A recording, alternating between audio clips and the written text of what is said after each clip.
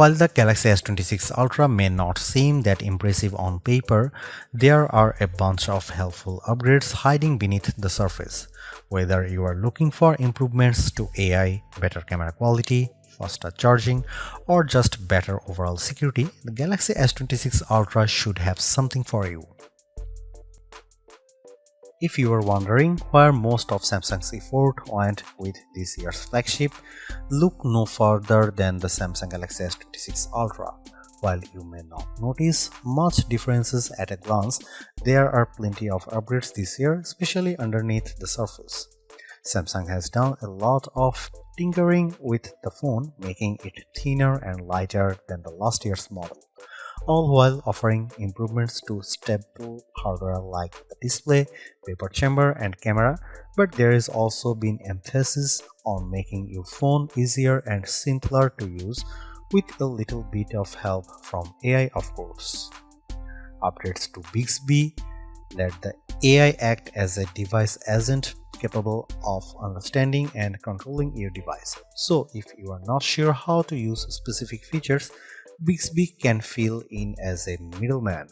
Photo Assist also lets you edit all your photos and videos using prompts rather than being forced to do it all manually. The most intriguing upgrades for most will be the privacy display, which purposely blocks content from prying eyes, and it's customizable. Those are just a handful of upgrades that Samsung has added to the S26 Ultra. We have only spent a short amount of time with the Galaxy S26 Ultra so far, but I did come away from my hands-on session rather impressed with some of the additions Samsung has made this year. Here is my pros and cons so far. The Samsung Galaxy S26 Ultra is available to pre-order now with a March 11 release date. Prices start at $1,299 for 256GB of storage, and in some regions pre-ordering will net you double the storage at no extra cost. Color options available include cobalt violet, black, sky blue, and white. This will be available at major retailers that carry Samsung phones. Samsung's online store will also have two exclusive color options, pink gold and silver shadow. Samsung Care Plus has also been upgraded to include coverage for device theft and loss, unlimited repairs, and worldwide coverage. Samsung has confirmed it will also be able to use Knox security to remotely lock down and block any missing devices. The Samsung Galaxy S26 Ultra retains much of the same design language of the Galaxy S25 Ultra, but it rounds off the corners more, so it has a more unified look with the rest of the S26 lineup. Samsung also ditched the protruding camera glasses on the back cover in favor of a Galaxy Z Fold 7 inspired camera bump. I'll admit I did like the old design, but the new translucent camera deco looks fairly smart, even if it does mean there is a little more of a camera bump. Once again, Samsung has made the Galaxy S26 Ultra thinner and lighter than its predecessor. So you have a phone measuring 6.44 by 3.07 by 0.31 inches and weighing 7.55 ounces.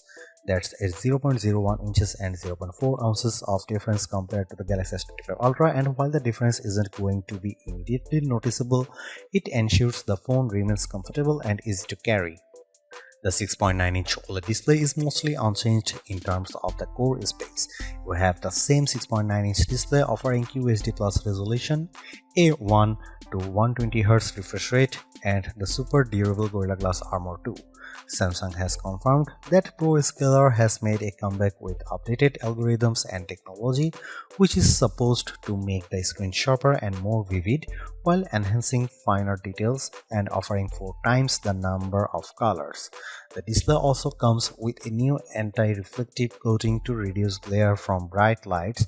While this is successful, during my time with the phone, the brightest lights in the room were still visible, albeit with a rainbow-like light scattering effect.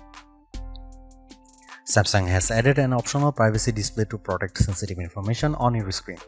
This sounds a bit strange at first, but it's honestly very impressive in action.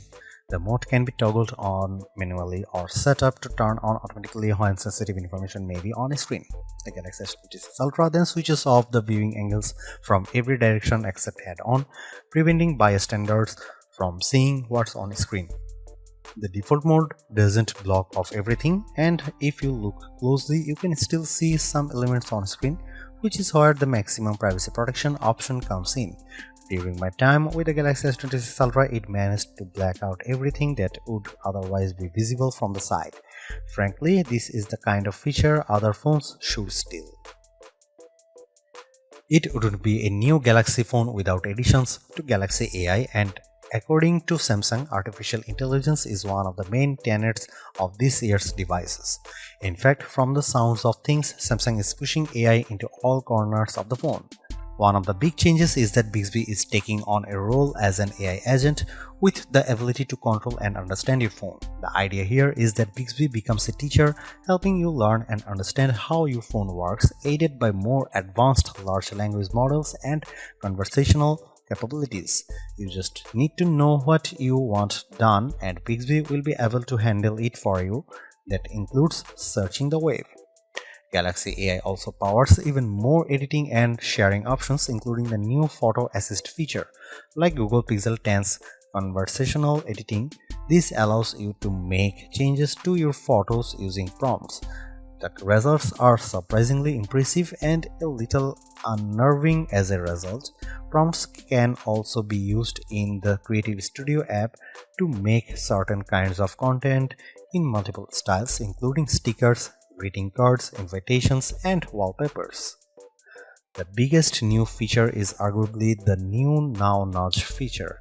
We haven't had a chance to test these out for ourselves yet, but Samsung promises that it will be more proactive than the Now Brief and Now Bar.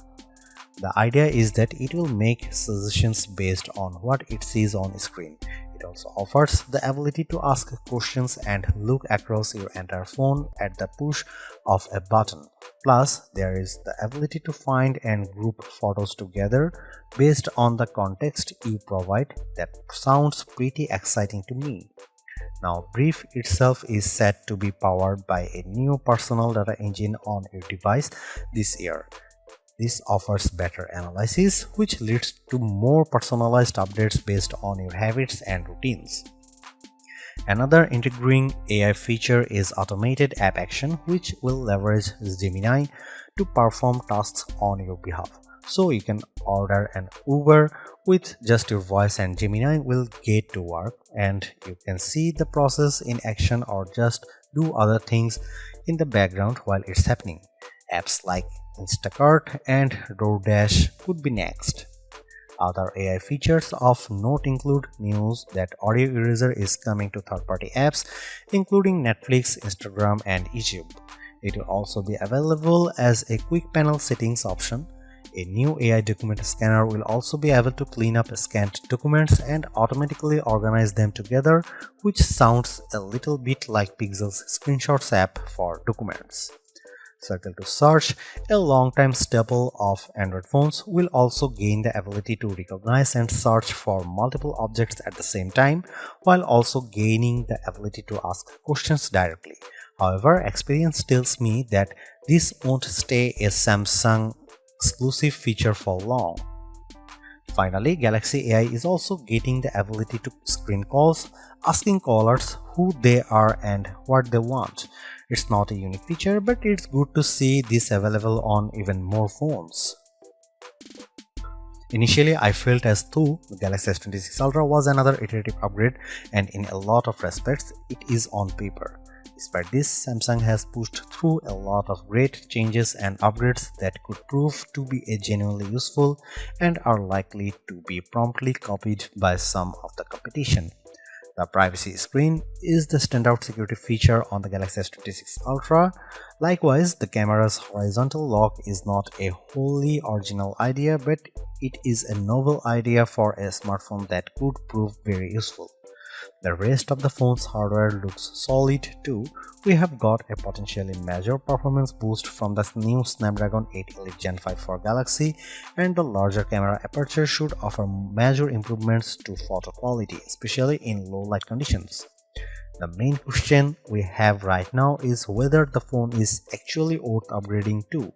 Many of these AI features may make the jump back to older devices, and as impressive as the hardware upgrades are, it's not clear whether it's worth paying $1,219 for. We'll just have to wait and see how the Galaxy S26 Ultra performs once we can put it through some in-depth testing. Stay tuned for our rated review.